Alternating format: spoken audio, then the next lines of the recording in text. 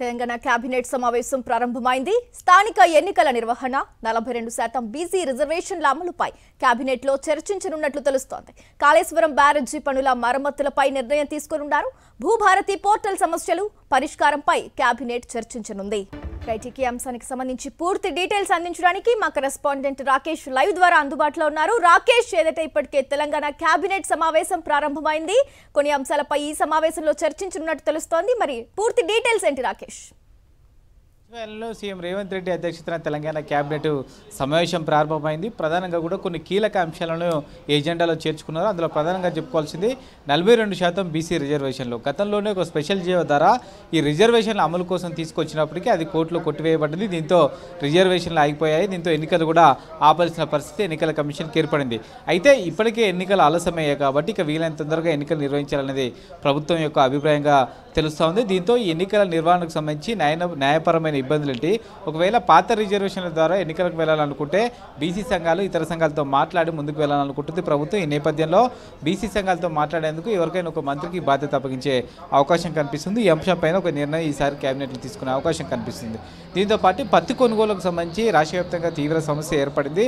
ఎకరానికి 7 క్వింటాలు మాత్రమే కొనుగోలు చేయాలని సిఐఐ నిబంధనలు తీసుకున్న నేపథ్యంలో తీవ్ర ఇబ్బందులు ఏర్పడుతూ ఉంది. దీంతో రైతుల నుంచి తీవ్ర వ్యతిరేకత వస్తున్న నేపథ్యంలో కేంద్ర ప్రభుత్వానికి లేఖ రాయడం, అలాగే సిసిఐకి పైన ఒత్తిడి తీసుకురావడం అనేది రాష్ట్ర ప్రభుత్వం యొక్క అభిప్రాయంగా తెలుస్తోంది. ఈ అంశంపైన కార్యాచరణను ఈరోజు కేబినెట్లో తీసుకునే అవకాశం కనిపిస్తుంది. దీంతోపాటు భూభారతి పోర్టల్కి సంబంధించి ఇప్పటికే పోర్టల్ తీసుకొచ్చి 1 ఇయర్ అయినప్పటికీ ఈ సమస్యల పరిష్కారం చూపెట్టడంలో పోర్టల్ అనుకున్న స్థాయిలో పనిచేయట్లేదనే అభిప్రాయం వ్యక్తం అవుతోంది. చాలా వరకు కూడా పాస్బుక్ కరెక్షన్స్ ఉన్నాయి. ఒకరి పేరుకు సంబంధించి ఇంకొకరి పాస్బుక్లో పడింది. ఇలాంటి అనేక అప్లికేషన్లు ఇంకా పెండింగ్లో ఉన్న నేపథ్యంలో వీటి కోసం ప్రత్యేకంగా ఒక డ్రైవ్ చేసే విధంగా, అలాగే జిల్లా కలెక్టర్కు ఒక 4 రోజుల పాటు బాధ్యత ఇచ్చే విధంగా కూడా ఈ యొక్క కేబినెట్ సమావేశంలో నిర్ణయం తీసుకునే అవకాశం కనిపిస్తుంది. దీంతోపాటు అన్నారం సుందిల్లా బ్యారేజ్లకు సంబంధించి తిరిగి పునర్నిర్మాణించేందుకు ఇప్పటికే డిజైన్లు సిద్ధం చేశారు. దానికి అప్రూవల్ కూడా ఇరిగేషన్ శాఖ చేసిన నేపథ్యంలో ఆ ప్రాజెక్టులకు సంబంధించి టెండర్లు వేయడం, అలాగే దానికి సంబంధించిన పనుల పురోగతికి సంబంధించి ఎప్పటిలోగా దీన్ని పూర్తి చేయాలి, దీనికి సంబంధించిన ఫండింగ్ కలెక్షన్ అనేది ఏ విధంగా చేయాలి, అలొకేషన్ ఏ విధంగా చేయాలి దానిపైన కూడా నిర్ణయం తీసుకునే అవకాశం కనిపిస్తూ ఉంది. దీంతోపాటు ప్రైవేట్ కాలేజీలకు సంబంధించి ఫీజు రియంబర్స్ చెల్లించే విషయంలో గత వారమే ప్రైవేట్ కాలేజీకి సంబంధించిన యజమాన్యాలు ఉన్న ప్రభుత్వం పైన ఒత్తిడి తీసుకొచ్చి ఆ సమయంలో విడతల వారిగా చెల్లింపు చేస్తామని రాష్ట్ర ప్రభుత్వం చెప్పినప్పటికీ దానికి క్లియర్గా డెడ్లైన్ అనేది చెప్పలేదు. ఈ నేపథ్యంలో ఈ నిధుల సమీకరణతో పాటు ఈ ప్రైవేట్ కాలేజీలకు విడుదల వారిగా ఎప్పుడెప్పుడు ఎన్ని నిధులు చేస్తామనే విషయాన్ని కూడా కేబినెట్లో చర్చించి ప్రకటించే అవకాశం కనిపిస్తూ ఉంది.